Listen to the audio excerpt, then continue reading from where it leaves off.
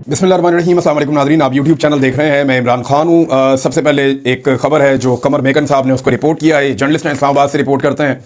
मैं as it is आपको पढ़ के सुना देता हूँ। उन्होंने ट्वीट किया कि इमरान खान के लिए अलग कानून। ज़राए के मुताबिक पीर से कल शाम तक अडयाला जेल में मौजूद तकरीबन 7,000 से ज़ायद कैदियों को ईद की वजह से अपने तमाम दोस्तों, प्यारों और फैमिली मेम्बरान से मिलने की खसूसी इजाज़त थी और तकरीबन तमाम कैदियों जिनसे मुलाकात के लिए मुलाकाती आए उनकी मुलाकातें करवाई गई हैं, सिवाय इमरान खान और बुशरा बीबी के। हर ईद पर एक रवायती प्लान के तहत खसूसी मुलाकातें करवाई जाती हैं, लेकिन हालात की सितम ज़रीफ़ी कहें या कब्जा माफिया हुक्मरानों की बेहिसी, इमरान खान को ईद के लिए भी अपनी फैमिली से मिलने की इजाज़त नहीं दी गई। फैमिली ने खसूसी मुलाकात की अर्जी डाल रखी है, लेकिन मुलाकात की इजाज़त मिलती नजर नहीं आ रही। ये कमर मेकन साहब हैं, उन्होंने ये रिपोर्ट किया था। ईद, वैसे पाकिस्तानियों को ईद मुबारक। आज ईद की सुबह है पाकिस्तान में और आप सारे ईद मना रहे हैं, लेकिन ईद की असल मुबारकबाद जो देनी चाहिए वो तो शुगर माफिया को देनी चाहिए। पाकिस्तान में ये जो हुकूमत बनी है ना पीडीएम की, ये शुगर चोर, चीनी चोर के नारे लगाते थे, फिर जितने भी चीनी वाले लोग हैं वो सारे इनकी हुकूमत में शामिल हो गए। यानी जितने शुगर मिल मालिकान हैं या शुगर माफिया आप कह लें उनको, ये ज्यादातर लोग सियासतदान हैं। सियासतदानों की मिले, उनके रिश्तेदारों की मिले, और यही इक्तदार में रहते हैं किसी ना किसी सूरत में। मुख्तलिफ पोलिटिकल पार्टी के अंदर ये अपने बंदे रखते हैं। जब भी कोई पार्टी इक्तदार में आती है तो ये अपने मफाद के खिलाफ कोई भी कानून पास नहीं होने देते। गन्ने के किसानों का ये इस्तेहसाल करते हैं, चीनी की कीमतें ये मोनोपोली के जरिए से खुद तय करते हैं और ये बहुत मुनाफा कमाते हैं। अभी इस रमजान में इन्होंने कितना मुनाफा कमाया था ये आप देखें।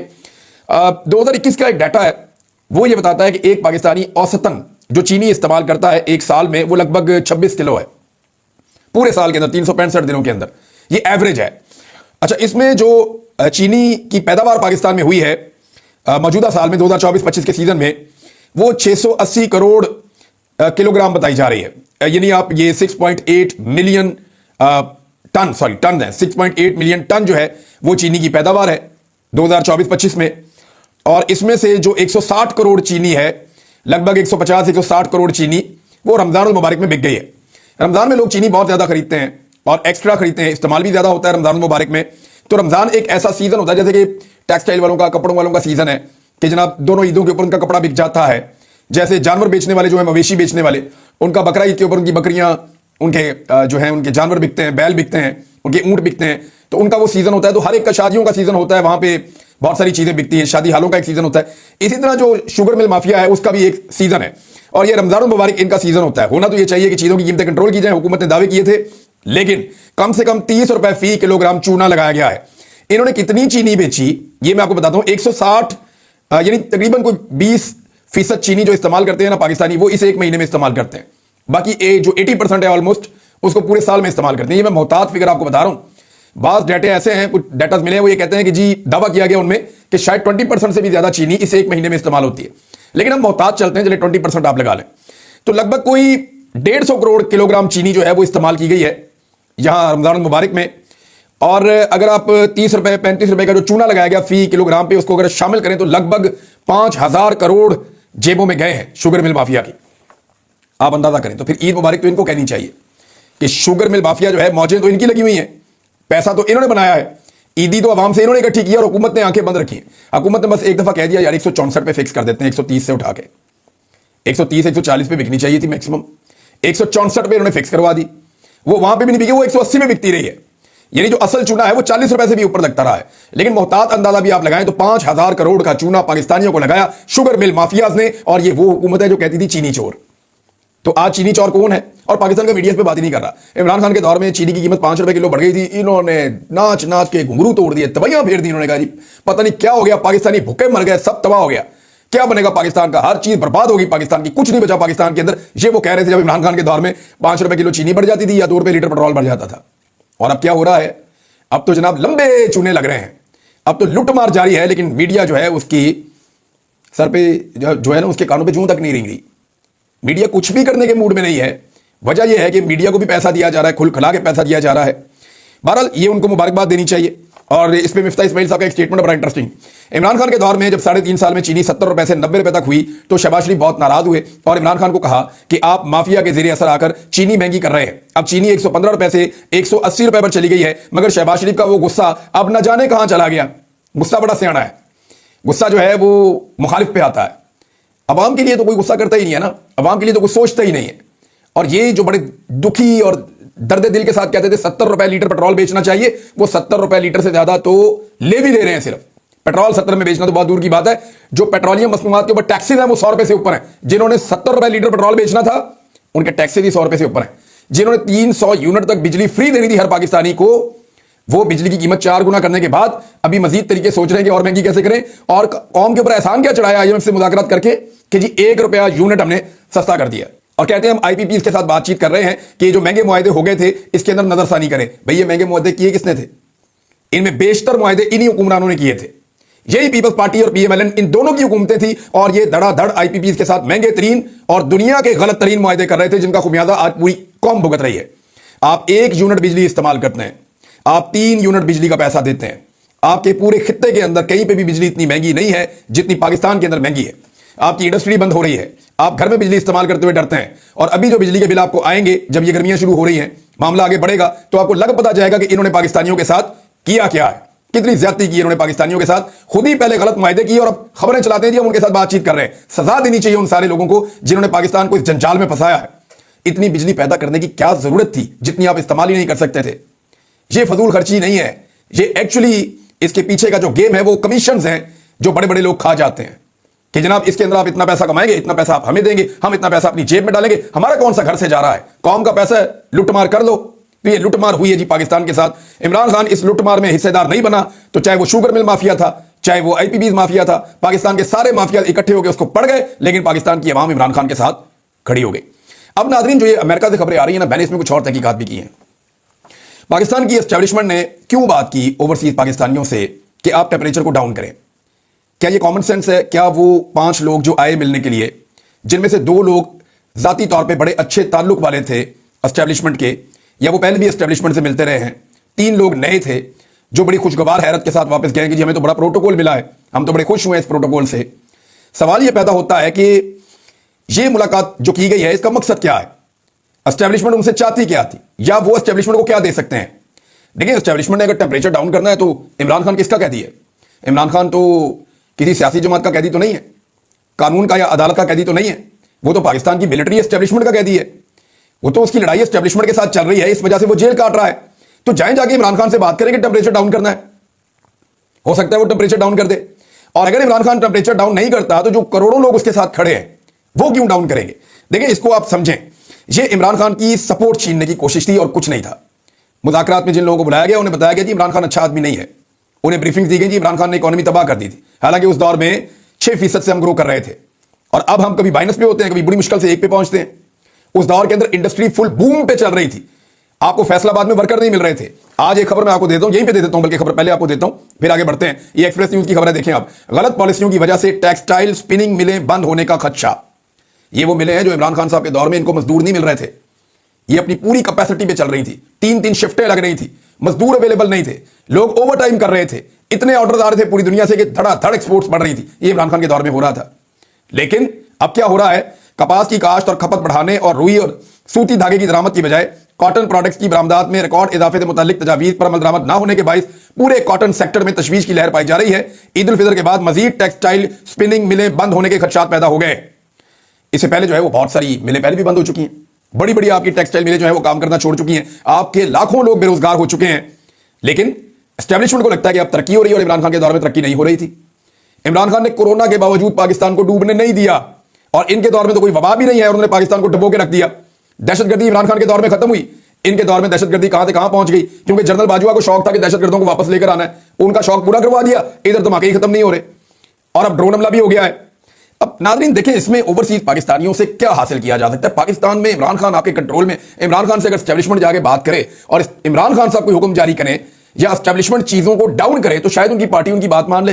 या ये लगता है एस्टेब्लिशमेंट को कि ये 3-4 ओवरसीज पाकिस्तानी वापस जाएंगे, बाहर जाके प्रेस कॉन्फ्रेंस करेंगे, जी आज के बाद हमने इमरान खान का साथ नहीं देना या हमने चीजों को डाउन कर देना है, इमरान खान इस सूरत में बाहर आ जाएगा छूट के। क्या लोग इस पर यकीन कर लेंगे? कोई इस पर यकीन नहीं करेगा, ना इन लोगों की कोई गारंटी है। हुआ यह है कि एस्टेब्लिशमेंट एक्चुअली इमरान खान साहब की सपोर्ट खींचने की कोशिश कर रही है कि कम से कम लोग इमरान खान साहब को सपोर्ट करें पाकिस्तान से बाहर, और अब वो ऐसे और लोगों से भी मुलाकात करेंगे, उनको भी बहुत प्रोटोकॉल दिए जाएंगे। एक चीज और है नाज़रीन, इसमें यह है कि जो पाकिस्तान के अंदर लीडरशिप है उसमें से अक्सरियत को एस्टेब्लिशमेंट ने कुछ हद तक मैनेज किया है, यानी उन्होंने ओवरऑल कंट्रोल किया हुआ। खैबर पख्तूनख्वा की हुकूमत उनकी मर्जी के बगैर नहीं चल सकती, कोई स्टेटमेंट जारी नहीं की जा सकती, खैबर पख्तूनख्वा की हुकूमत को या हुक्मरानों को सियासत करने की इजाज़त तो है, लेकिन प्रैक्टिकली वो बड़े इकदाम नहीं उठा सकते। जितनी भी बड़ी बड़ी ट्रांसफ़र और पोस्टिंग्स हैं उसके इख्तियारात वज़ीर आला के पास नहीं है, वो एस्टेब्लिशमेंट के पास हैं। और एक चीज़ तो है कि हालात अब वैसे नहीं हैं, लीडरशिप के ऊपर अवाम को भी उतना एतबार नहीं है। बहुत सारे लोग बहुत ज़बरदस्त जोर लगा रहे हैं, काम कर रहे हैं, लेकिन मैं अक्सरियत की बात कर रहा हूँ। और ऐसा नहीं है कि ये लोग इमरान खान से नफरत करते हैं, लीडरशिप के लोग किसी के मफादात उसके सामने आ गए हैं, कोई ब्लैकमेल हो गया है, कोई परेशान हो गया है, किसी को खौफजदा कर दिया गया है, किसी को लालच दिया गया है, हर एक को अलग अलग तरीके से डील किया जाता है। देखिए, इमरान खान के साथ पाकिस्तान की आवाम की बड़ी तादाद खड़ी है, और ये भी मैं आपको बताऊं कि लीडरशिप भी सारी की सारी इमरान खान के साथ खड़ी है, लेकिन हर एक के अपने अपने मसाइल हैं, और उसकी वजह से कुछ लोग कंप्रोमाइज भी हैं, कुछ लोग नहीं कंप्रोमाइज। लेकिन इसके बावजूद अवाम ने जो वोट दिया था वो सबको यह कहकर दिया था कि आपने इमरान खान को वापस लेकर आना है। अवाम ने महंगाई खत्म करने के लिए वोट नहीं दिया, अवाम ने जो है वो इक्तदार करने के लिए वोट नहीं दिया, अवाम ने वजारतें लेने के लिए वोट नहीं दिया, अवाम ने सेहत, हेल्थ और तालीम के लिए, बाकी चीज़ों के लिए, इनके लिए वोट नहीं दिया, अवाम ने इंफ्रास्ट्रक्चर के लिए वोट नहीं दिया, अवाम ने कारखानों के लिए वोट नहीं दिया। अवाम ने वोट दिया था इमरान खान को निकालो बाहर। और पहली मरतबा ऐसा हुआ कि अवाम ने एक ही मकसद के लिए वोट दिया था कि जुल्म का बदला वोट से। इमरान खान के साथ बहुत जुल्म हुआ है, आप इमरान खान से दगा नहीं करेंगे, धोखा नहीं करेंगे, आप उसको बाहर निकालेंगे, हम आपको वोट डाल रहे हैं इस शर्त के ऊपर। यह कह के लोगों ने वोट डाला था। लोग अपनी मर्जी से खुद आए थे, ये तो अपने हलकों में नहीं निकल सकते थे।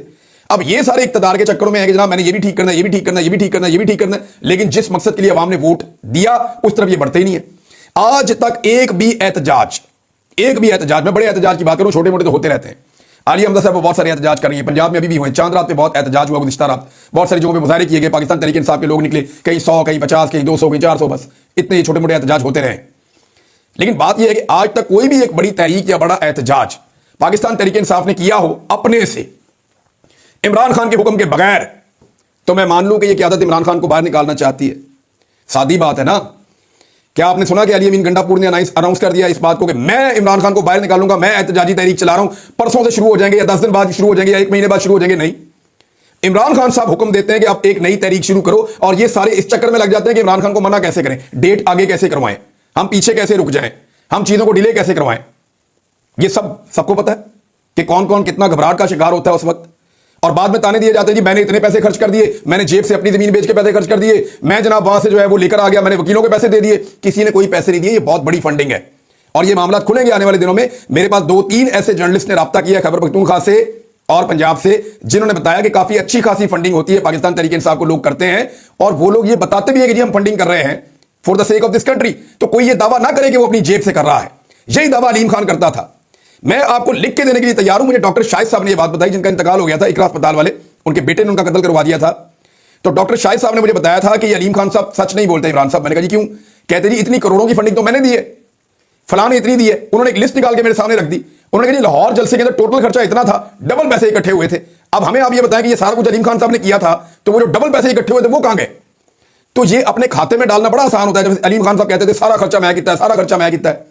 नहीं सर, पाकिस्तान तहरीक इंसाफ बहुत मकबूल पार्टी है, उसके खर्चे के लिए बेशुमार फंडिंग होती है, और उस जमात के लोग देते हैं फंडिंग, उस पार्टी के जो वर्कर्स हैं वो भी फंडिंग देते हैं, पैसा देते हैं। तो इस तरह जो है वो बहुत सारा पैसा अभी भी इकट्ठा होता है। ऐसा नहीं है कि ये पहले ही होता था। कोई ये ना कहे कि वो जाती एहसान कर रहा है पैसा खर्च करके, और उसको बार बार गिनवाया जा रहा है कि जाती जेब से दिए जा रहे हैं, ऐसा नहीं है। हाँ, कुछ लोग जेब से पैसा भी खर्च करते हैं। खदीजा शाह साहबा ने बहुत पैसा अपनी जेब से खर्च किया, कुछ और लोग भी हैं। मेरे ख्याल में नाम लूंगा तो जो लोग रह जाएंगे वो लोग फिर कहेंगे जी हमारा नाम नहीं लिया। एक पूरी लंबी लिस्ट है जो लोग पैसा अपनी जेब से भी खर्च करते हैं। अब नाज़रीन, ये खुद से तो उन्होंने कोई एहतजाज किया नहीं, और एस्टेब्लिशमेंट इसको मैनेज कर रही है।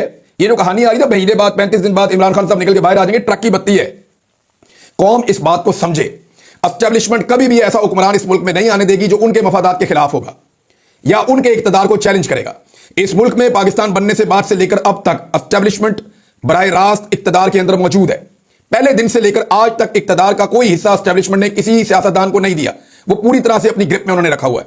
जो सियासतदान ये चाहता है कि इस इक्तदार के अंदर वो भी हिस्सेदार बन जाए या वो भी फैसले करे इस मुल्क के हवाले से, उसको एस्टेब्लिशमेंट निशाने इबरत बना देती है। हमारे सामने 1 दर्जन के करीब लोगों की मिसालें मौजूद हैं। तो अब इमरान खान को क्यों एस्टेब्लिशमेंट निकालकर बाहर लेकर आएगी? क्या इमरान खान से कोई डील हो रही है, कोई बातचीत हो रही है? वो तो कहता मैं नहीं झुकूंगा। तो ये 4 ओवरसीज पाकिस्तानियों को 5 लोगों को बुलवा के, जिनमें से 2 उनके अपने हैं, तो ये मामला तय कर लेंगे? ऐसा नहीं हो सकता, ऐसा होना भी नहीं है। तो किसी ट्रक की बत्ती के पीछे लगने से बेहतर है कि आप अपनी जिद्दोजहद जारी रखें। खासतौर पर जो ओवरसीज पाकिस्तानी है, इसमें पाकिस्तान तहरीक इंसाफ को भी अनाउंसमेंट करनी चाहिए, खुल के बात करनी चाहिए کیونکہ عمران خان صاحب سے جب ان کی فیملی ملے گی یا وکیل ملے گی، ان کے سامنے سچویشن رکھی جائے گی تو وہ بتا پائیں گے کہ ایکچولی کیا ہو رہا ہے. اور مجھے اچھی طرح پتا ہے کہ کامن سینس یہ کہتی ہے کہ عمران خان صاحب صاف یہ کہیں گے کہ جناب کوئی مذاکرات نہیں ہو رہے، کوئی چیز نہیں ہو رہی، آپ لوگ جہاں جہاں پہ ہیں اپنا احتجاج کریں پرامن طور پہ اور ایک تحریک جو ہے اس کو آگے بڑھائیں. اب کیونکہ عمران خان صاحب عید کے بعد ایک بڑا مومنٹم بنتا ہوا دیکھ رہے ہیں یا وہ بنانا چاہتے ہیں، تو اسٹیبلشمنٹ اس کو توڑنے کے لیے اپنا رول پلے کر رہی ہے. اسٹیبلشمنٹ کو لگتا ہے کہ اگر امریکہ سے دباؤ کم ہو جاتا ہے قرارداد والے معاملات یا دیگر معاملات یا وہاں پہ جو ایک خط بازی ہو رہی ہے، کیونکہ مجھے اچھی طرح پتا ہے کہ ایک لیٹر اوورسیز پاکستانی شروع کروانا چاہ رہے تھے جس پہ سینیٹرز کے سائن کروانے تھے، تو وہاں پہ ہی جان بوجھ کر پاکستان تحریک انصاف سے تعلق رکھنے والی شخصیات نے جو اسٹیبلشمنٹ سے بھی رابطے میں ہیں انہوں نے اس سلسلے کو رکوایا. جو پریشر امریکہ سے پڑ سکتا ہے پاکستان کے موجودہ رجیم کے اوپر کہ آپ یہ ظلم اور فسادیت بند کریں اور غیر قانونی گرفتاریاں بند کریں، وہ پریشر اوورسیز پاکستانیوں نے ہینڈل کیا پاکستان کی اسٹیبلشمنٹ کی منشا کے مطابق اور سرو کیا پاکستان کی اسٹیبلشمنٹ کو. وہ منہ سے دن رات ان کو برا کہتے ہیں لیکن بیچ میں ایسے لوگ ہیں جو کمپرومائزڈ ہیں اور اب وہ آہستہ آہستہ سامنے آ رہے ہیں. شہباز گل صاحب نے نام نہیں لیا تو شہباز گل صاحب کا ہم انتظار کریں گے کہ وہ کب نام لیں گے، کیونکہ گل صاحب بہت سیانے ہیں. گل صاحب اپنے تعلقات ٹھیک رکھتے ہیں اور دوسروں کو خبریں دیتے ہیں، تو گل صاحب کو چاہیے کہ اب وہ جو ہے نام لیں اور بتائیں کہ کس نے کیا کیا ہے، کیونکہ ان کے اوپر یہ بوجھ بھی ہے کہ وہ عمران خان صاحب کے ساتھی ہیں اور اگر کوئی غداری کر رہا ہے یا عمران خان کے کاز کو نقصان پہنچا رہا ہے تو شہباز گل صاحب کو نام بتانا چاہیے اور ضرور نام بتانا چاہیے تاکہ قوم کو پتا چلے کہ گل صاحب کے بقول عمران خان صاحب کو اور ان کے کاز کو کون نقصان پہنچا رہا ہے. اور یہ بات ٹھیک ہے، یہ گل صاحب جھوٹ نہیں بول رہے، نقصان تو پہنچایا جا رہا ہے اور اب سے نہیں ہے، بڑے لمبے عرصے سے نقصان پہنچایا جا رہا ہے. ناظرین، ایک اور بیانیہ لانچ کیا گیا نواز شریف صاحب کے بارے میں کہ 2024 کے الیکشن میں نواز شریف اس بات کے لیے قائل نہیں تھے کہ وہ اقتدار میں آئیں. یہ جناب مشتاق منہاج صاحب ہیں، یہ نواز شریف صاحب کے بہت قریب ہیں، یہ آزاد کشمیر حکومت کا حصہ بھی رہے ہیں، انفارمیشن منسٹر، اور ان کے دور میں انہوں نے ایک دفعہ بھی پریس کلب یہ نہیں گئے. میاں صاحب کے بڑے اچھے ساتھی ہیں اور جرنلسٹ بھی بن جاتے ہیں وقت آنے پہ، الیکشن بھی لڑ لیتے ہیں وقت آنے پہ. تو انہوں نے کہا جی نواز شریف 2024 کے الیکشن کے بعد مرکز میں حکومت بنانے کے قائل نہیں تھے، لیکن جب انہوں نے سختی سے انکار کیا تو مشکل شروع ہو گئی. مشتاق منہاج، اندازہ کریں آپ کہ نواز شریف صاحب قائل نہیں تھے. اور بھائی نواز شریف صاحب قائل نہیں تھے تو یاسمین راشد کی سیٹ چھیننے کے لیے آدھی رات کو آر او کیوں تبدیل کروایا؟ نواز شریف صاحب اچھی طرح جانتے ہیں کہ وہ دونوں نشستوں سے الیکشن ہار گئے ہیں، تو انہوں نے ہاری ہوئی نشست لینا قبول کیوں کیا؟ انہیں پتا ہے کہ ان کی بہن اور بھائی اور ان کا بھتیجا یہ سارے لاہور سے الیکشن ہار چکے ہیں، تو ہارے ہوئے الیکشن کے اندر انہوں نے جعلی فارم 47 کیوں لیے؟ یہ تو بڑا آسان تھا، ڈنڈے کے زور کے اوپر نواز شریف صاحب کو اقتدار پہ بٹھایا گیا. بھائی یہ لندن سے ڈیل کر کے آئے تھے کہ میری بیٹی کو وزیر اعلیٰ پنجاب بنا دو اور وفاق میں ہماری حکومت ہونی چاہیے، اور انہوں نے بعد میں کہا کہ میاں صاحب آپ کا تو بیڑے گرک ہو گیا سیاست میں، آپ کو چوتھی دفعہ وزیر اعظم کیسے بنا دیں؟ یہ آپ کے بھائی کو ہم بنا لیتے ہیں، یہ زیادہ اچھا خدمت کرتا ہے. لہذا میاں صاحب کے بھائی کو جو ہے وہ وزیر اعظم بنا دیا گیا، اور اب یہ دکھڑے سنا رہے ہیں دکھی آتما بن کے کہ جناب میاں صاحب تو حکومت لینا نہیں چاہتے تھے، میاں صاحب حکومت کے لیے مرے جا رہے تھے. ایک بیانیہ اور ناظرین جو کالا پیلا چینل ہے اس کے اوپر لگائے جا رہے ہیں، کالے چینل کے اوپر. کالے چینل نے ایک اور چینل بھی لانچ کر دیا ہے، وہ کہتے ہیں جی ہمارے چینل اب چلیں گے، ساروں کے چینل بند کر دو، اسٹیبلشمنٹ ہر چیز پہ کنٹرول کر رہی ہے. مارنگ بلوچ کے والد کے بارے میں کہا جا رہا ہے جی بی ایل اے کا دہشت گرد تھا. اب یہ حنیف عباسی صاحب نے دعویٰ کر دیا یہ کہ مارنگ بلوچ کے والد بی ایل اے کے دہشت گرد تھے. میرا سوال یہ ہے کہ کس عدالت میں ان کے اوپر مقدمہ چلا، کون سی جنگ میں وہ مارے گئے، کون سے آپریشن کے اندر ان کو قتل کیا گیا، یا کون سا ایف آئی آر جو مقدمہ ان کے اوپر درج کیا گیا، اور بھائی اس کو جبری طور پہ لاپتہ کیا گیا، اس کی لاش مل گئی. یہ کہاں کا انصاف ہے؟ حنیف عباسی صاحب آپ کو اگر اٹھا لیا جائے یا آپ کے کسی گھر والے کو اٹھا لیا جائے اور کسی اختلاف کی بنیاد پہ اٹھا لیا جائے اور بعد میں آپ کی لاش ملے اور یہ کہہ دیا جائے کہ جناب آپ را کے ایجنٹ تھے یا آپ بی ایل اے کے دہشت گرد تھے یا آپ ٹی ٹی پی کے دہشت گرد تھے، تو ثابت کرتا رہے ساری زندگی آپ کا خاندان. آپ کے اوپر تو عدالت میں کیس ہی کوئی نہیں چلا، ایف آئی آر ہی کوئی نہیں ہوئی. تو یہ آپ نے قانون کے مطابق چیزیں کرنی ہوتی ہیں. پاکستان ایک ریاست ہے جس نے قانون کے مطابق چلنا ہے. یہ ملک فلموں کے اوپر اور ڈراموں کے اوپر نہیں چلے گا. یہ ملک جو ہے وہ رول آف لا کے مطابق چلے گا، اور رول آف لا اس ملک میں آئے گا. یہ جو لوگ سمجھ رہے ہیں نا کہ وہ بہت طاقتور ہیں، وہ رب العزت سے طاقتور نہیں ہے. یہ جو لوگ سمجھ رہے ہیں نا ان کا اس ملک پہ کنٹرول ہے، تو یہ کنٹرول ہمیشہ نہیں رہنا. یہ عوام یہ کنٹرول چھین لیں گے، اور مجھے اس بات کا اتنا ہی یقین ہے جیسے آج عید کا دن ہے. اب تک کے لیے اتنا ہی. اپنا خیال رکھیے گا، اپنے چینل کا بھی. اللہ حافظ.